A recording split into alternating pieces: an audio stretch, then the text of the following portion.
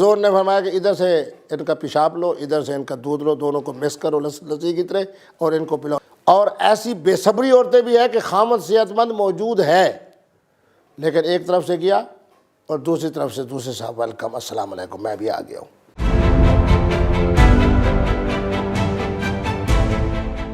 السلام علیکم، آپ دیکھ رہے ہیں Mubashir Luqman YouTube channel. Mufti Abdulqavi is on fire.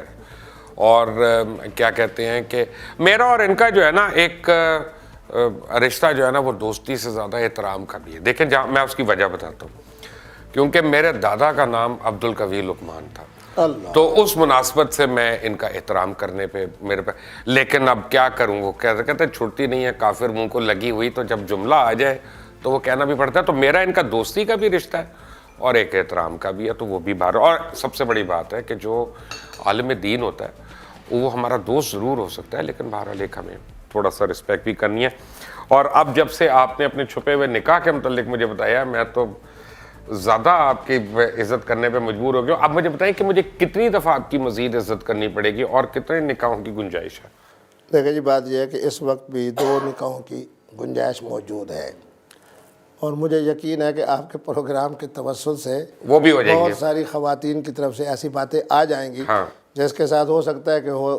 اچھا، یہ میں پوچھ سکتا ہوں، جو آپ کی دوسری نئی نویلی دلہن ہے، جو 40 دن پرانی دلہن ہے، کیا یہ آپ کا کوئی سیلفی کا شکار تو نہیں ہے؟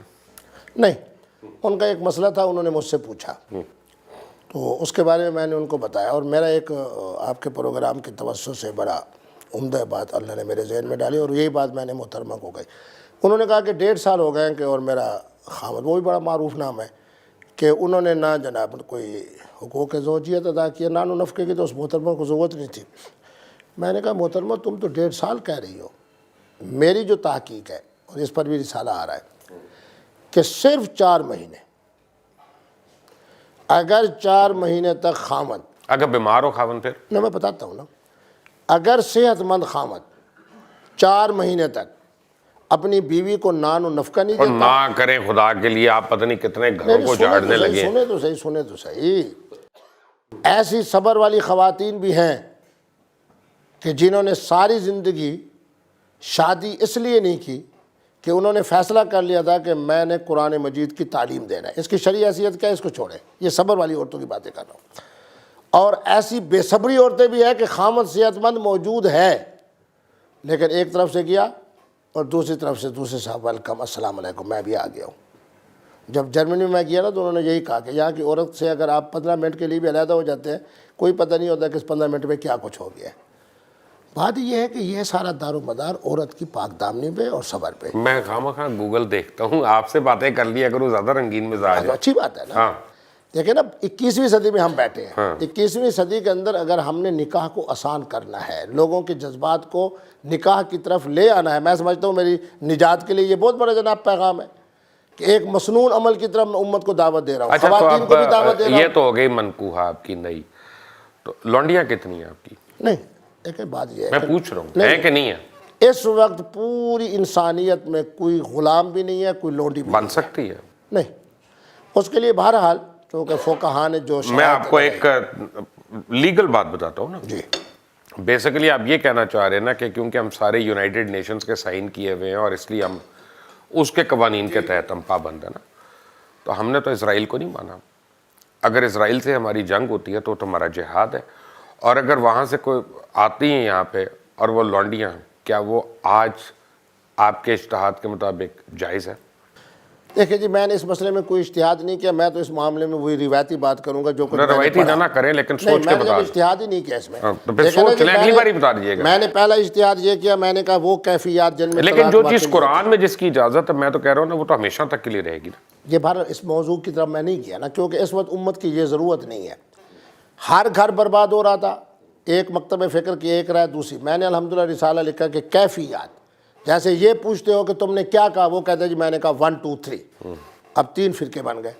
میں کہتا ہوں یہ بھی پوچھ لو کہ تم نے کیوں طلاق دی، جب کیوں کہو گے، اب میرے نبی رحمت نے 9 لوگوں کا استثناء کیا کہ ان کی طلاق واقع نہیں ہوتی، اور جتنی طلاقیں ہو رہی ہیں وہ 9 میں سے 1 ہوتا ہے، تو معنی یہ ہوا کہ کیفیات جن میں طلاق واقع نہیں ہوتی۔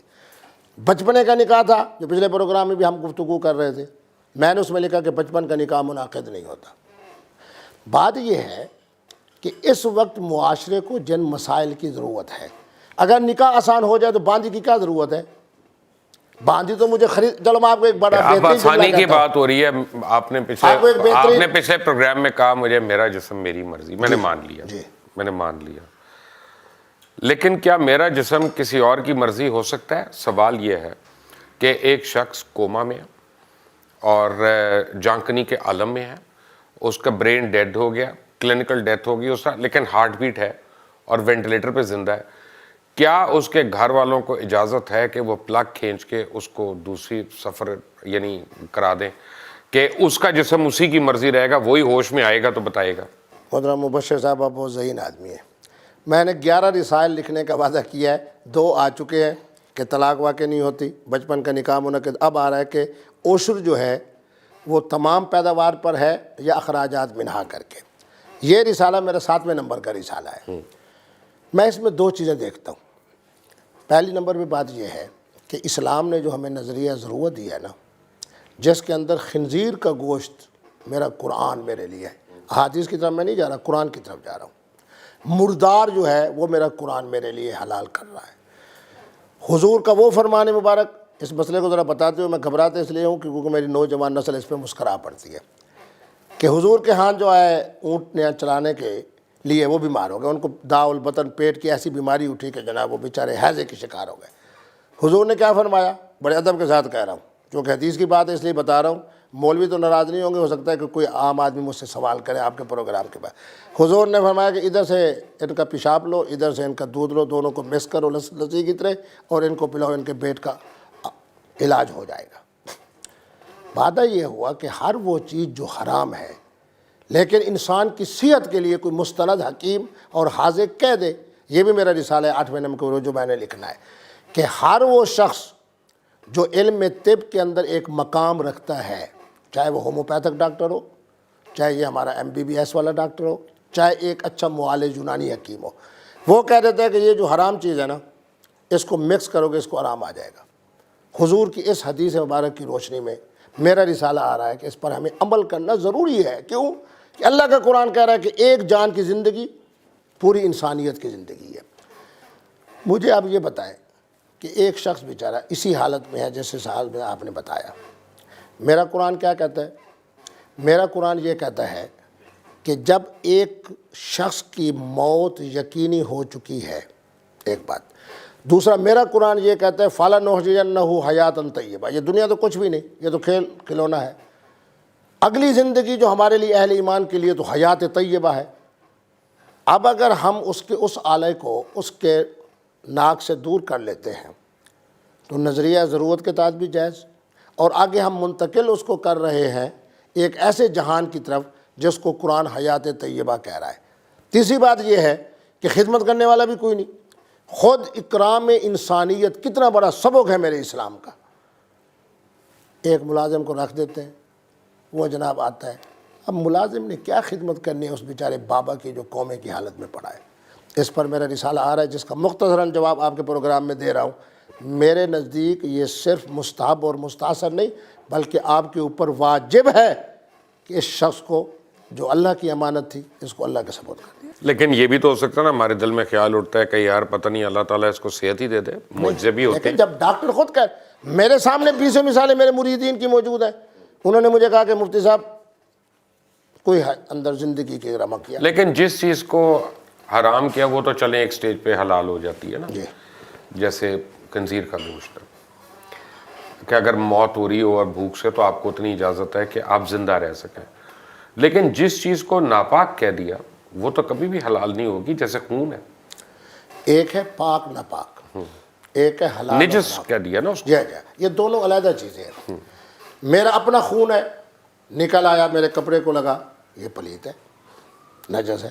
آئندہ کے جو پروگرام ہوں گے وہ آپ کے سوالات پہ مبنی ہوں گے۔ جو سوالات آپ ہمیں کامنٹس میں لکھ کے بھیجیں گے میں وہ پوچھ لوں گا مفتی صاحب سے، اور ایز اٹ از وہ آپ تک پہنچ جائیں گے۔